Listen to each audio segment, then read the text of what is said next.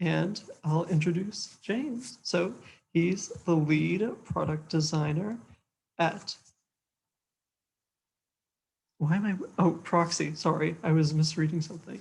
James is the lead product designer at Proxy, and he's going to be talking to us about all of the varieties of designing products that are going to be forgotten. And it sounds dramatic, and I hope it's just as dramatic as it sounds. But without further ado, I'll let him take it away. Hey everyone, thanks for inviting me here. It's so great to be part of this. As I was just saying to Charles before we began, I founded and ran my college's version of this club for some time. And so I really appreciate this ecosystem of students who are engaging with design. So that's fantastic. So let me share my screen and then we will get started. And hopefully this will work. One can hope. Let's see, play. Cool. You guys can see this, right? Awesome. All right. So, do I get my cursor back? Can I have it? Okay, great. So cool. So the topic here is set and forget, designing products to be forgotten. And I think that it's worth just asking ourselves to begin, what does success look like for us as designers? We always, I think this is true for every industry. People sort of just go build, they go make things. And rarely do we sort of stop to ask ourselves, what are we really doing and what is the outcome of that? Large companies define what success is for their company, for their products and for the company, of course. But only recently has design really been at the center of that conversation. You've probably heard a ton about how design is increasingly getting a seat at the table. And other kind of variants of that sentiment, where design used to be treated as a service and now is being viewed more broadly as a lens, as a sort of discipline through which to view building a business overall. Sometimes the way I like to think of it is a little bit like how, at least in the United States, you can be either like a DO or an MD. And they're both like doctors and they both do the same kind of thing, but they've like almost like maybe different philosophies and paths, histories to have gotten there. And I think design is a lot the same way. So I guess I would start by asking everyone, what does success look like for the products that we're building? And more broadly, don't we want our products to be memorable? I think that everybody talks about how memorability is really important. I mean, I think in my own website, I say memorable. And we talk about having products that are like emotionally resonant.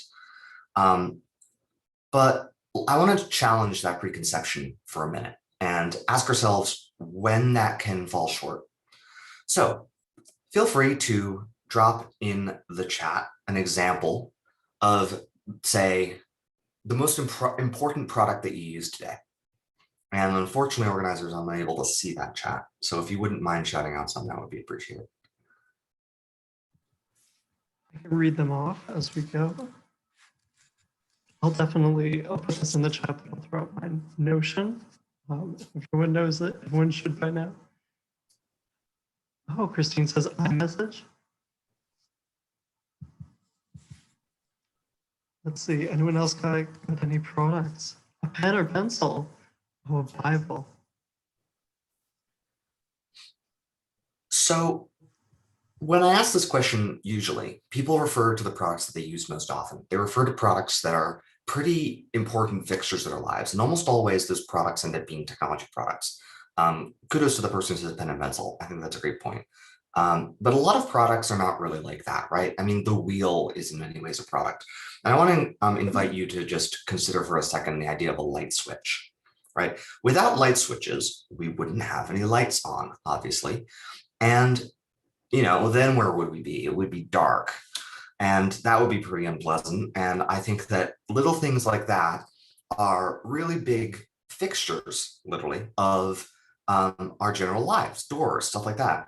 But how often have you really remembered a single light switch? Or how often do you even remember that there are light switches even there? It's architectural, it's built into the built environment, so much so that you barely even think about it. So how, though, can we, I guess, improve this light switch? Obviously, light switch companies have been thinking about that a lot. And so, they make light switches like this, which are still sort of physical toggle things, but you can see from that like little wireless symbol, it's like a smart light switch. Or you may have seen light switches like this that have a timer built in.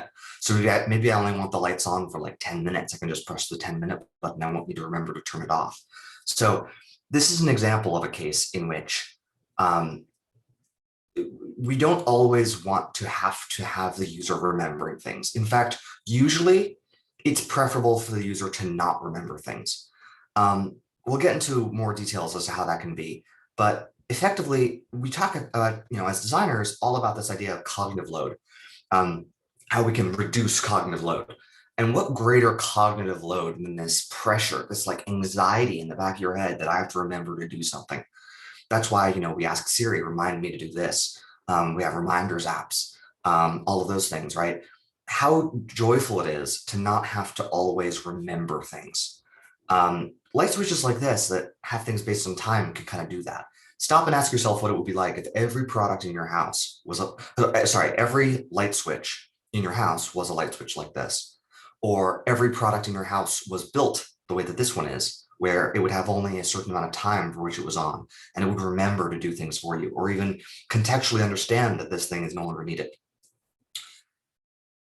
But somehow, though that seems intuitive for something like a light switch, we don't apply that to screen-based interfaces. We pester people endlessly, and we uphold this idea of engagement as this North Star for value. We're always asking ourselves, well, how often did people go here? And whenever our PM is like, okay, how are we going to assess this particular success? It's always some variant of, we'll assess how many times people like go through a funnel.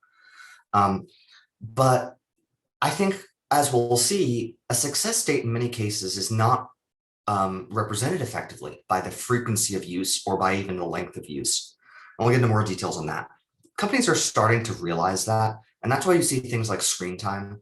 I think that there's like this sort of boogeyman that is screen time, and everyone's like, oh no, I'm spending too much time on screens. But it is interesting and important to note how it transforms our design conversation when we are challenging the idea that more engagement on something is a better thing. You see features like this through with Google, things like their digital wellness tools, and in YouTube. I just noticed that today, where they can remind you to take a break. I play video games on Xbox. It'll tell you you've been playing, say, for 2 hours or whatever, to remind you to disengage. Those kind of things, I think, are really important, and people are starting to appreciate how important that is. Here's, again, the macOS version of that. In this presentation, I'll focus on a lot of big tech company tools, simply because they are very, very visible. But this really occurs across a myriad of things, including the very early stage tiny startups, which is the majority of my personal experience. I'd also ask you to stop for a second and think of what is a case where memory of something can be almost weaponized, a case in which to not remember something, like we're talking about not remembering to turn off the lights, to not remember something is advantageous for the company and we should be cautious. An example of this is LifeLock. It's an identity theft service. People would very much have, LifeLock would have me forget that I've subscribed. Because the truth is, I don't think they're providing all that much value. And if I remember it, I'd be like, oh, wait, my identity hasn't been stolen, so I don't need this. And I will admit I was part of the whole Equifax breach and stuff. And I did subscribe at Equifax's expense to one of these kind of things. And I had to really go through a massive process to ever attempt to unsubscribe from this thing. Here, not remembering is something that's in the company's interest, and we should be cautious of that. Another example of this as a concept is just notifications. So one way to think about products with design is that anytime we surface something that the user doesn't explicitly initiate, we're playing with this idea of a knowledge asymmetry between what the app or the product knows and what the user knows. For example, the app, the product, the hive mind knows that, my friend posted something, or there's a new breaking news story. I don't know that. A notification is the way that we bridge that gap. And so it's an example of again, playing this idea of memory. In this particular case, is something new. But in many cases, as you'll see, it's a case in which it's something I already know, but again, need to be reminded of. So, it wouldn't be a design talk like this without some mention of the great savior, Dieter Rams. And so let's talk about Dieter Rams for 2 seconds. Everyone is enamored by, of course, the 10 principles for good design. But if you think about these, they're really focused on making things more lightweight, right? It's long lasting, it's honest, it's as little design as possible, and it's unobtrusive. These kinds of things describe products that are built to, I guess, to last long and to minimize the amount of attention that they require. Not the kind of products that we so often see today, where engagement is a success story. Another example of this on the topic of data realms is how we can think of memory from the concept of metaphor. So sometimes we can use memory as this familiarity. For example, we're designing a calculator app. Maybe we make it look like a calculator we've seen before. When we reinvent the wheel here, we are throwing away the great capital that we have saved up as a result of memories. We all have intuitive understandings of how the world works. And when we leverage those understandings, or when we build them throughout the product, we are using the parts of memory that humans are good at, which is to say pattern recognition, and we are taking off their shoulders the parts of memory that humans are bad at, which is, for example, remembering to do specific things at specific times that are not part of patterns, but are one-offs. For example, to go pick someone up from the airport. That's not something humans, I think, are very good at remembering, and it causes a surprising amount of cognitive load, anxiety to have to remember to do that all the time. But we're very, very good at other kinds of memory. Memory like, for example, oh, I think I've seen this before, or I know how this thing works, or stuff like that. A lot of languages make a distinction between various kinds of memory. You'll see, for example, take French, for example, savoir versus connaître, this idea that you know of someone, or that you know someone personally versus I know a thing, right? We can make a similar distinction between I know how to do something, I've learned something, and I know a specific individual point of intellectual memory. This is why, for example, it's so difficult to memorize things for tests.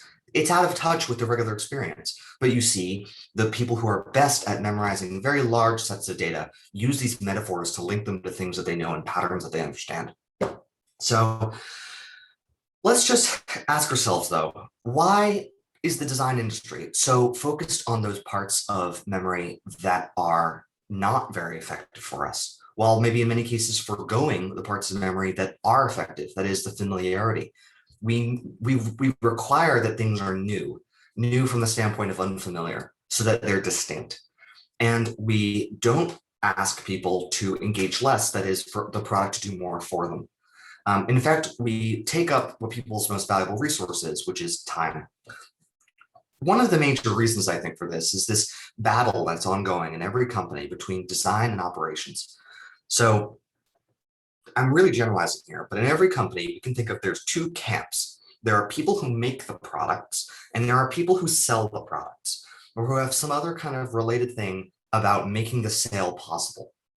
This is effectively, I'm generalizing here, but design and operations. We can kind of think of it as the three-legged stools on one end: engineers, product managers, designers, and other people closely related to that, research. And on the other hand, operations, which is sales, finance, things like that. These aren't adversarial groups, but it is worth noting that they have a commonly competing set of priorities. And there's a lot of scholarship on this, though I'm admittedly a little bit skeptical about the degree to which this can really be standardized at this point, but about what business school calls innovation versus operations. So what does it mean for us to make new things versus what does it mean to operate within an existing system to sell those things? And of course, we can make new things from an operations standpoint, but the networks that we observe for each of these cases look very, very different. I was recently part of a program from Yale School of Management in which the case study of Ibuli was discussed. It's this restaurant. And it was talking about how there's sort of these two frames of mind. At one point, there would be the food production during the middle of the day. This is when they were dreaming up what the new foods would be. And in this case, everyone was on an equal playing field and everyone was very, very closely linked. And then the other case, when it came time to actually release this stuff, that is to make the food for an actual dinner service, it was incredibly hierarchical, incredibly centralized, and it was very efficient. So what we learn is that assembly line operations are not very good ways to do creative operations. And for more work on this, you can research the professor that I had who was talking about this. His name is Rodrigo Canales. And it's really interesting how so often, because design is looking for, again, that seat at the table, design kind of takes a lot of what's happening on the operation side as a fluency. So for example, what trends do we see in design? We need to make data-based decisions. In many ways, that's a very operational mindset. That's something that an operations person, I think, cares about. It's not very feeling-based. It's not very intuitive. It's not relying necessarily on very much expertise. And you'll have heard just now from the previous talk all about how we can leverage those relationships and have more data-based calls. But I think as a result, we double down on stuff that maybe design is not well poised to be amazing at. And we sort of forego all of the things that design can really deliver. It's just worth noting that this whole thing about how engagement is something we should care about, things like Net Promoter Score, NPS, is something we should care about. All of this is a way that we can judge the success of design.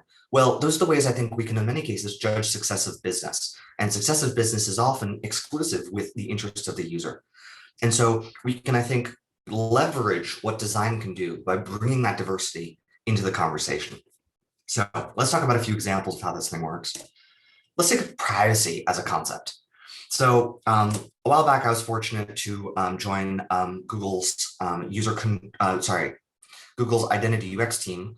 One of the things on this team was user controls and trust, the way that you can administer what your privacy and security settings are with your Google account, things like privacy checkup and stuff like that. And so though I wasn't working on this directly, I sort of saw this close at hand.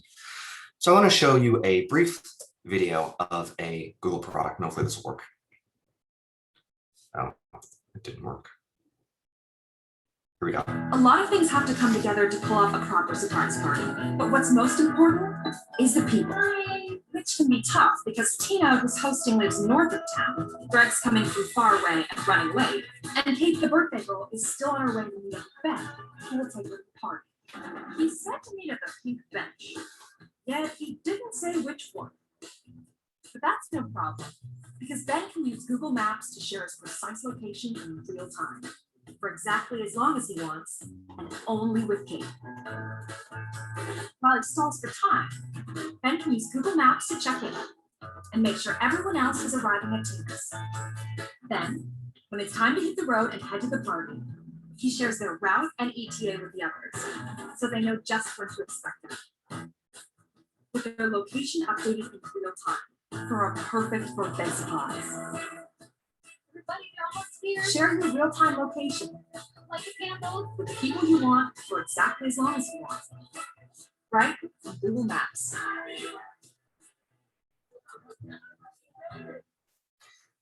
So this is Google's real-time location sharing. You'll see a version of this from Apple as well called Find My and all this stuff. Anyway, in this particular example, they're highlighting heavily the case in which you're sharing for a limited time, despite the fact you can share this for an extended period, that is until you turn this off. You're sharing this in this case in which it's with someone else for the purpose of coordinating a birthday party. It's as positive a mindset as possible. But if you think about it, this is kind of a bit of a creepy feature for a lot of people. So I use it. I share my location with some friends. One of my friends is only an Android phone, so I use his Google product to do so. And about every month or so, Google sends me this email that reminds me that I'm using Google location sharing to share my real-time location.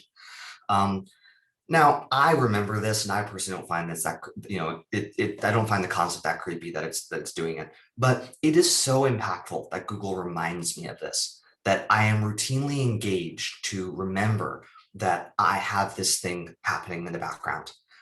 Beyond just, oh, I need to remember this, it's also going to make me feel better each time it happens, right? The same kind of thing can be said for a lot of Google services too, which we'll talk about in just a sec, where it's all about giving people this sense of control. And when they have that sense of control, you can deliver a lot of products that you might think people would be, concerned about. I worked on a diversity and inclusion HR product, and we were very, very concerned that people would not be comfortable sharing very personal information, like say their sexual orientation, with their coworkers and in the workplace. But in research, we were really surprised to discover that there wasn't a lot of resistance to this, actually. People were pretty okay with it as long as they were in control. As long as they had control over to whom it was shared and when and all that stuff, people are very comfortable giving up quite a lot of their personal data. And when we engage people like this to remind them, we again play with this idea of a product based on memory, this thing that we are, that it's remembering for us so we can reduce our own anxiety. It isn't just, oh, I'm remembering to do this. I remember that this is the case. It's, I know it'll remind me again. So if I change my mind tomorrow, it'll make sure I don't forget. That confidence is really impactful. Another example of this is privacy checkout. So you may have seen this thing about auto deleting activity. This is a relatively new feature from Google this past year, I think, or year before. Now, there's a bunch of business reasons I think this makes sense, but it's incredible that Google, a company that is based on all of this data aggregation, is offering you the opportunity to delete, all of this activity automatically. That kind of thing where it even emails you to remind you to delete this stuff is another thing about playing with this idea of memory. Sometimes I want to forget, not just I don't want Google to know. Sometimes I don't even care to necessarily remember. And it's nice to know that it doesn't exist anywhere, even if I have complete confidence in Google's ability to handle it in a way that is in accordance with my wishes. Here's another example of how that appears.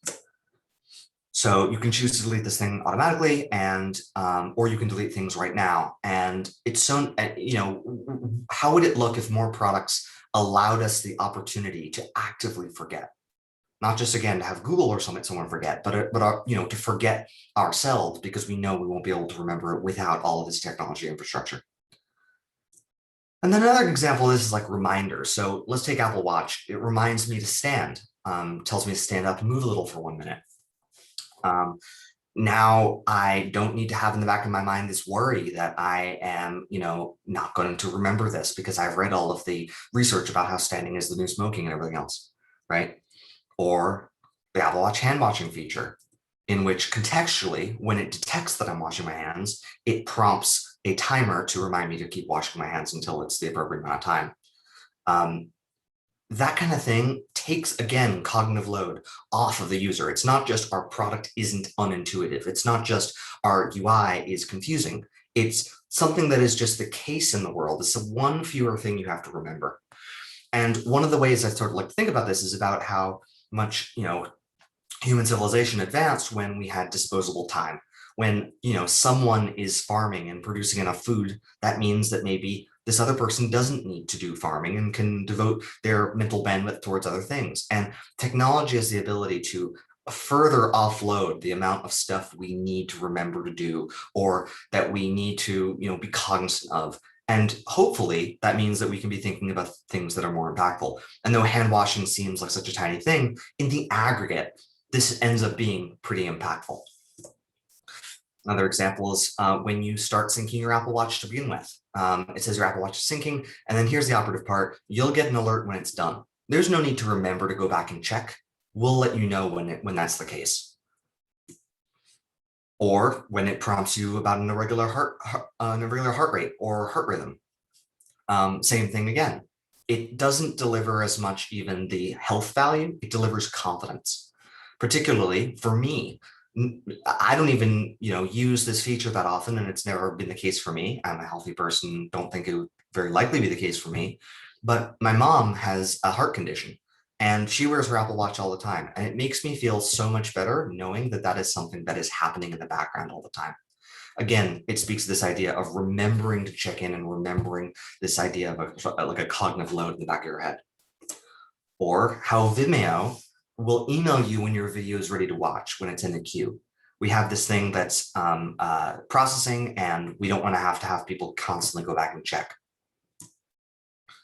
One other example of this is stuff about automation. So remember we were talking about the light switch. Let's talk about HomeKit. Like the Apple Home app, your home at your command. You'll always see this if you go to, Nest and all those products, or any kind of home automation platform. You'll see that the emphasis is always on command and control. There's a reason for this. IoT products, first and foremost, are about this idea of command and control. When we have something as simple as a light switch to compete with, we need to make this incredibly accessible to even get close to this idea of a light switch. I'm never going to use smart lights if I need to open my app and go to this thing and find the control and then take action on the control. It's way too much effort. And so they really emphasize this idea of command.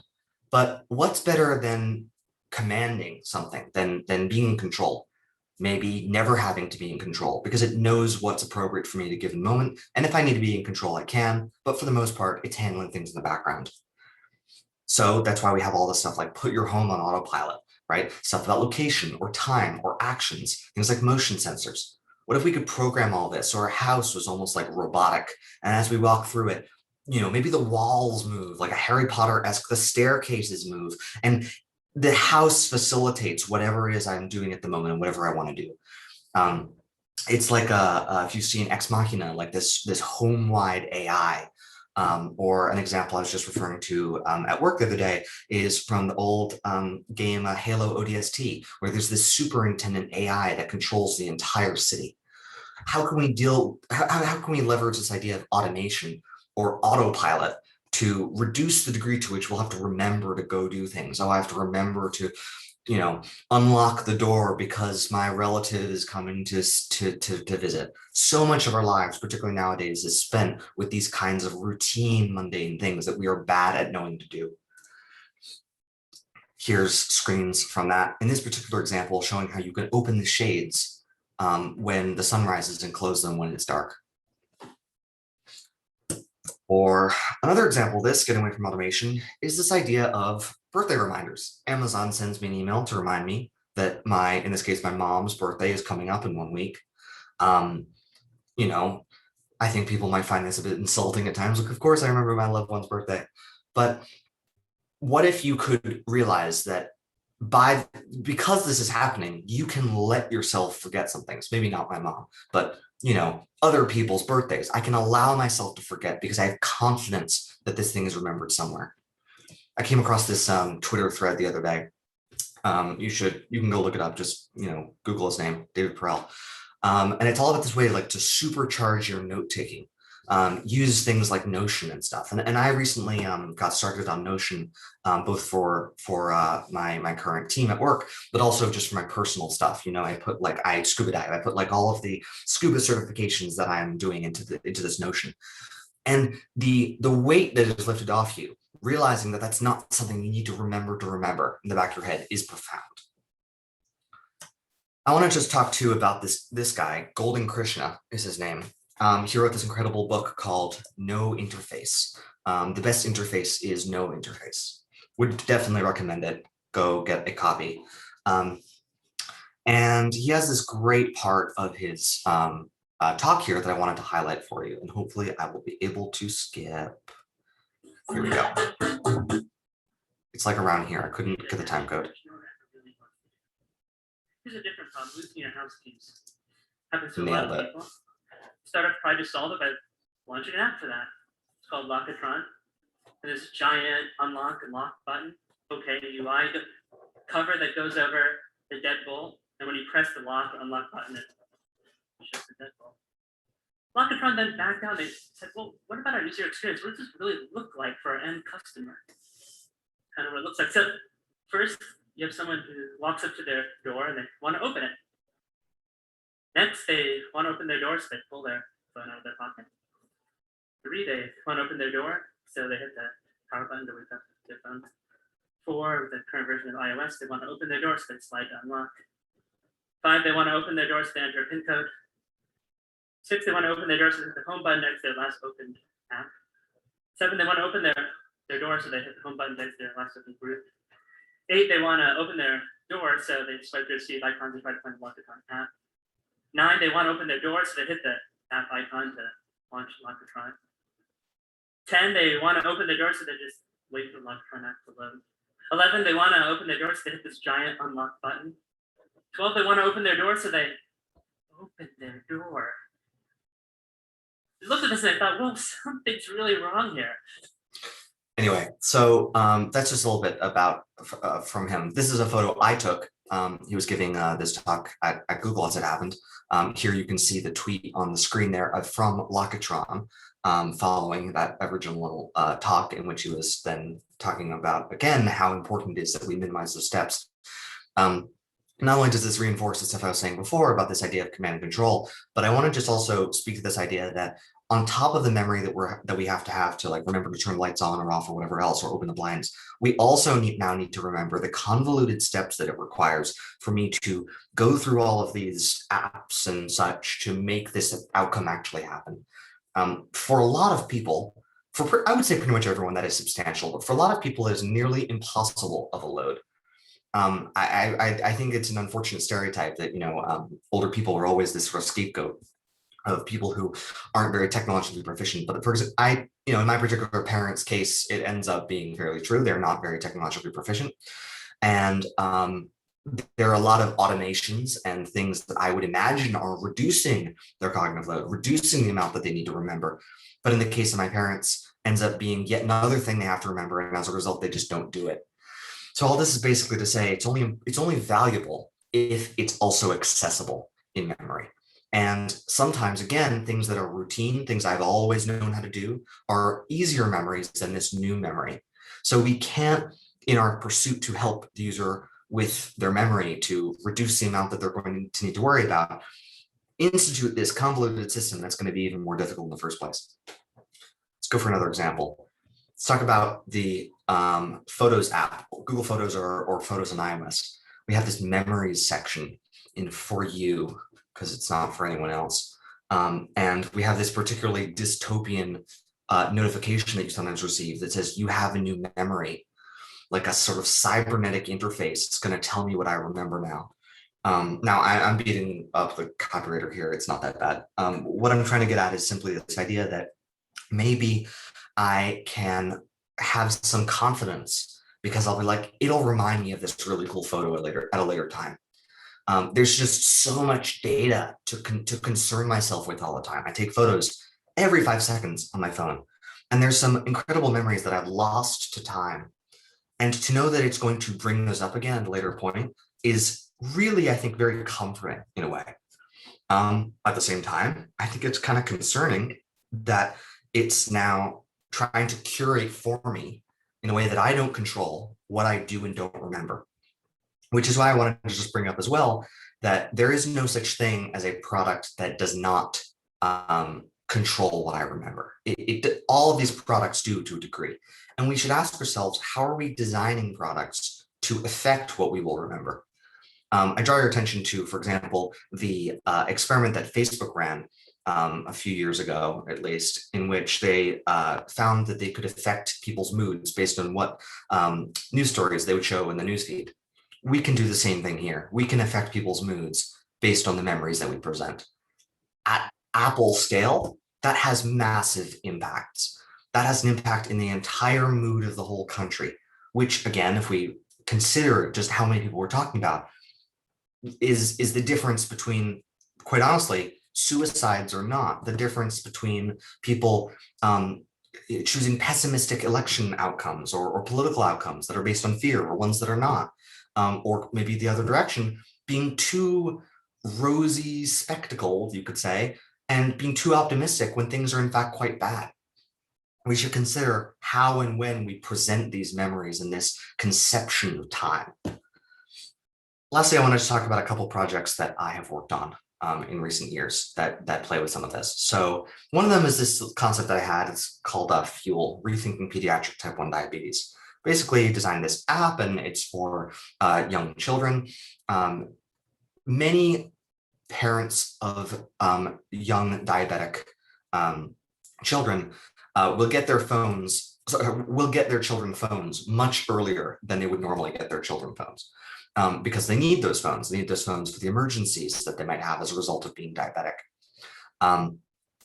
And so I was asking myself here, what would it look like for us to remember for this child that they need to be doing certain things to manage that diabetes? And so we did a whole bunch of exploration here about this idea that like you can have really basic functionality, log basic things that you're doing. It hooks into maybe some kind of calendar. It shows you maybe I have soccer practice soon. And how we actually get this data is a concern, but is I think less relevant than this idea that we could find probably a way to do it.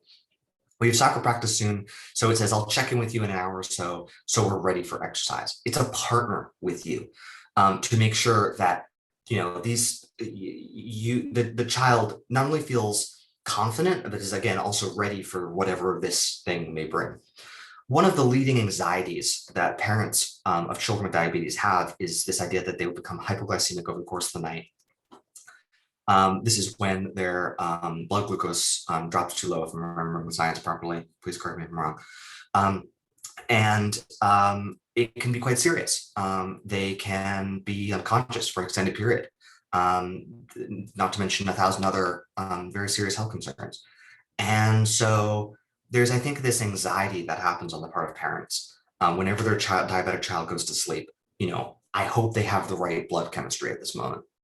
And a lot of parents have to wake up over the course of the night to make sure that their child can be awoken, to make sure that they're not in this hypoglycemic state. So as a reference to this, let's look at Nest's smoke detector, Nest Protect. Here we have all of these glow-in-the-dark stars so as to code that this is like a child's room and you want your child to be safe, just kind of convenient. And for those of you who have this, you may have noticed that when you turn off the lights, it glows green for a second. This is what Nest calls nightly promise. This feature that assures you right before you close your eyes and go to sleep that Nest Protect is on watch and that you can sleep safely. It's remembering to look out for things for you so you don't have to. So we asked ourselves, like, what could we do that would be somewhat similar? A nightly promise for diabetes. And here we have an example of that. We send a notification. We say, you're all set for sleep when it's their bedtime. And we use this sort of stars and sort of kind of thing. It, again, conversational, unfriendly, and says, everything looks good. Your glucose is in the right range for overnight. And of course, can notify the parents if something is wrong. Then I want to talk about another experience at 8 Sleep. We produced this temperature-controlled sleep tracking bed called the Pod. Here you see it. It's this mattress with this hub thing on the side there on the right. And basically, here you can see thermal camera images of a traditional bed and our bed. So on the left, that's traditional bed. After, say, an hour of lying in it, you'll see how there's this heat island effect where even once the person leaves, there is no person in the bed right now. Once the person leaves, the bed is still very hot where they were. In comparison, look to the right, and you'll see how much reduced that is. Now, it's still substantial on the pillow, but again, first you have to consider auto gain. The entire scene is being shown as cooler, if that makes sense. Look at, for example, the reference point of like the floor there. But also to, we're working on various ways that we could transform this with pillows as well. Anyway, so the idea is we have this grid, what's called the active grid, that we pipe water through to heat and cool you dynamically over the course of the night. And like everything else I've been talking about, this is about these cybernetic feedback loops. You're sleeping a particular way. We can adjust the bed for you in the background. You sleep a different way. The new Pod Pro has these vibrating motors in it. So we could even do things, at the moment it's used to wake people up. But you can imagine that it could also be used, for example, for snoring. One of the leading causes of sleep disruption is if your partner in a bed, if you're 2 people sleeping there, is snoring. So we can vibrate only that side of the bed to sort of nudge you awake just enough for you to shift. So there's all of those like little things we can do. And it's the first product that where there's nothing to remember to wear, nothing to remember to charge, nothing to remember to set up. It just works automatically. And whenever you get into it, it turns on automatically at night and turns off automatically in the morning.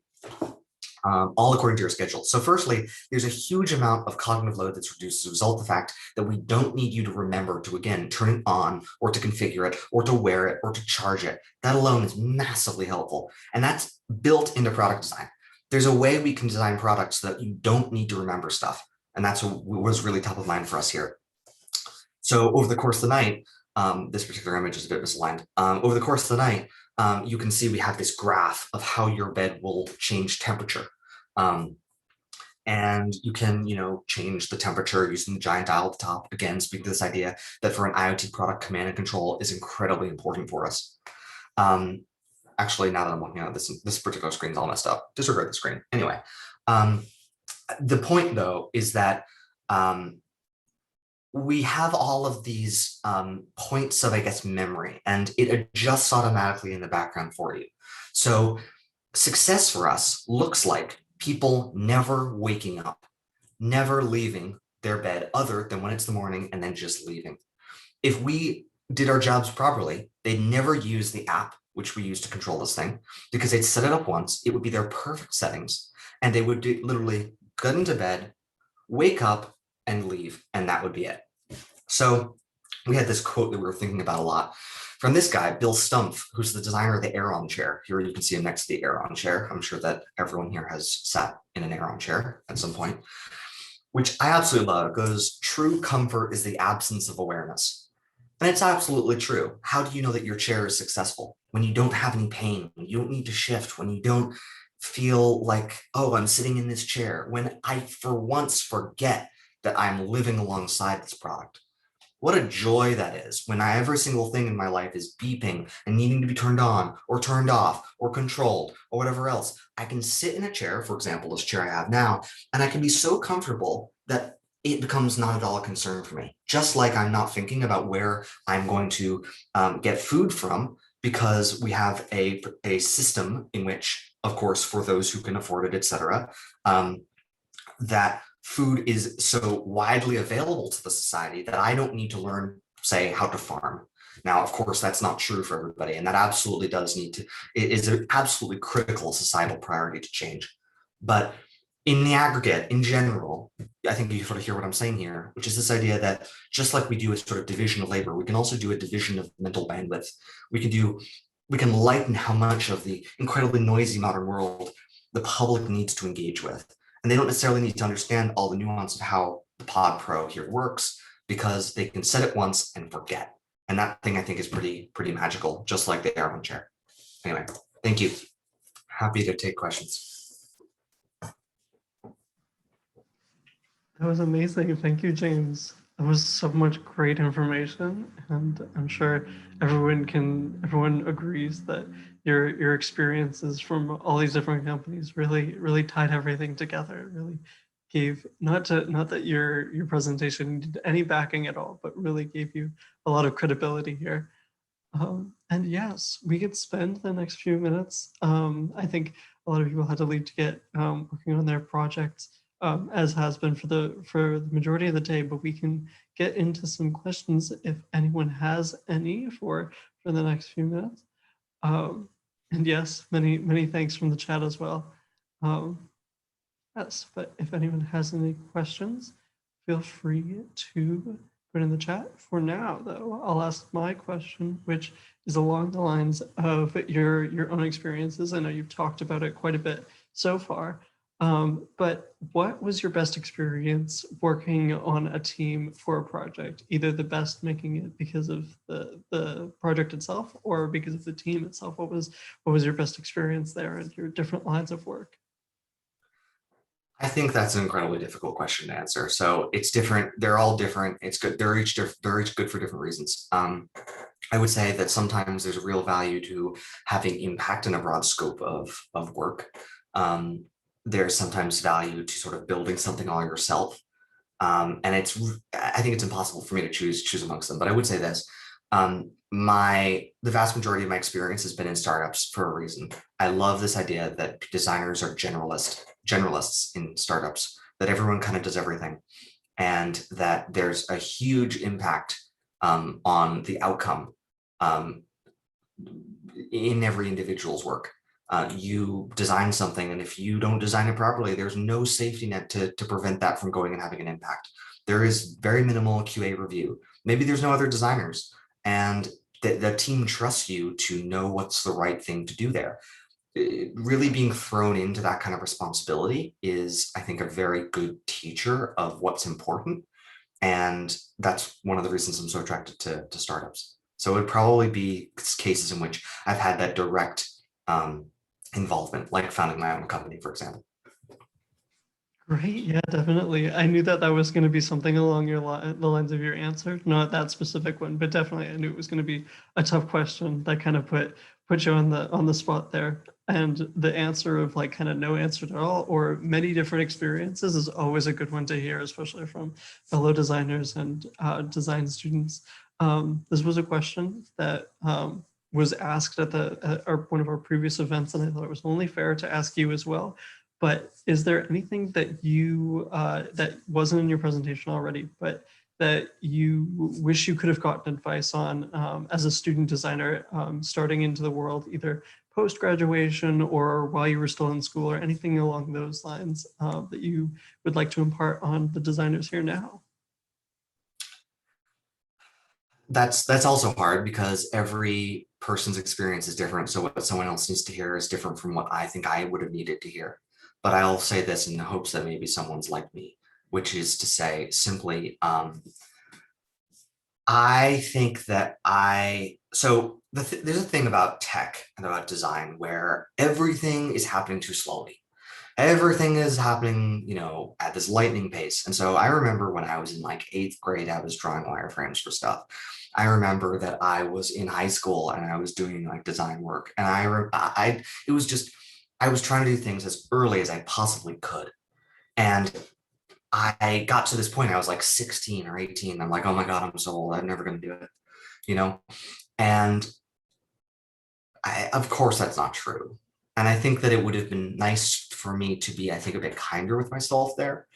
I'm sort of happy that that was the case, but I think I could have been kinder with myself. I have a mentor right now who told me that I need to celebrate things more. She said, how many times throughout your life have you wanted to be where you are now? And that's quite a large number. And you sort of stop to realize that if you don't change that outlook at any given moment, I'm going to be feeling this way when I'm like 50. I'm still going to be feeling like I'm not doing enough. And I'll be dead and I still will feel like I'm not doing enough. And sometimes I think it can be really valuable to have an experience-based mindset rather than a controlling-based mindset. Being like, make space to learn things rather than to be impactful, if that makes sense, Yeah. But I'm not going to follow that advice. So like, why am I telling anyone else to do that, Of course, I'm sure we'll have some rebels, but it's still good to hear it, even if it can't be applied to them. We've got a couple of questions in the chat. First one being, how do you approach ethics in this field of design, especially as you kind of went into the different aspects of like using Nest and being, you kind of touched on this a little bit, the kind of like maybe a little bit creepy, but kind of beyond that, the ethics of, especially if you're designing products so intimately involved in people's lives and could have an impact on mood, as you said. Mm-hmm. So my current company, Proxy, which by the way, I regret we didn't have enough time to really talk about, but we're doing a lot of really cool things that is very closely related to everything I was talking about, all about this idea of like moving through spaces and spaces dynamically changing to you. So go to proxy.com and check that out. Shameless little plug right there. But we have in my company a weekly meeting led by this great PM, all about ethics. We talk about various ethical concerns, not always with our products, sometimes not even always with tech, with just stuff that's in the news in general. And I think one of the things that makes that so effective is that we get into this mindset of thinking critically about everything that's happening around us broadly, and college, I think universities have a lot of shortcomings. One of the things I think they're very good at is teaching this kind of critical interrogation of everything that you see. And I think that as long as you have the mindset where you care to be asking those questions, you'll be having the conversation. And as a result, you will see an impact in what you're building. So that's important to me to do. I don't think that there's any silver bullet to figuring out whether a product is ethical or not, or the degree to which each one is. But I think we can ask ourselves, does this fit at the intersection between what the business's need is and the people's need? Are we giving people control? Are we respectful of the intersectional identities that are the users? There was a moment in the past several months in which a former coworker of mine published on a social media platform. I'm going to be sort of very vague on this. A tweet. Oh, sorry, I'm just going to say it's Twitter. A tweet that suggested that you need to do very little in order to have a generally healthy lifestyle. Well, 60% of Americans have a chronic illness. And so part of, I think, an ethics mindset is realizing the diversity of our user base and realizing that not everyone is looking like you, sounding like you, thinking like you, and everything else. And asking yourself as a core consideration how this design is going to impact them. So yeah, I don't think that's a really good answer. I'm going to keep thinking about that. You know, It was a really good answer. I think it was really good, very insightful. Don't be irresponsible. There you go. That sums it up. Yeah. And one last question to end off the event. This was very inspiring. Christine says, may I ask your education background? It seems like some of design requires some understanding of engineering, but I don't know anything about engineering. I'd still love to create products that require scientific observations. So I have always loved technology, and I always knew that I was going to be involved in making some kind of technology product. Like I said, from when I was like 6 years old, I wanted to be an inventor, and I wanted to, like, go invent inventions and stuff. And I went through a lot of different iterations of how I thought that would look. For a while, I thought I'd be a product manager, or I thought I'd be an engineer. And I think a lot of me, quite honestly, was resistant to the idea that I would do design, in part because, again, it felt kind of too easy.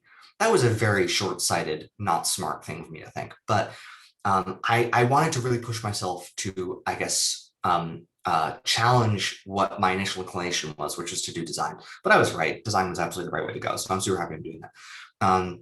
I was building my own computers when I was in like 5th grade, and coding in assembly and Java. I had an amazing computer class teacher when I was in those early years.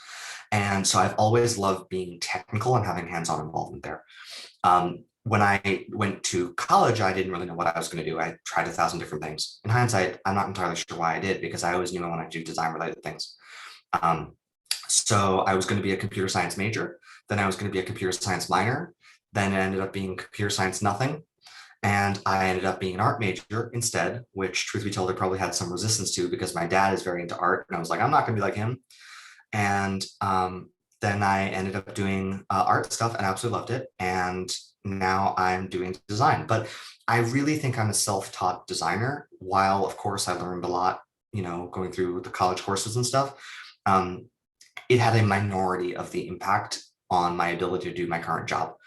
Really, it was self-teaching. It was experience. It was just playing around with things and loving it deeply that I think really made the difference.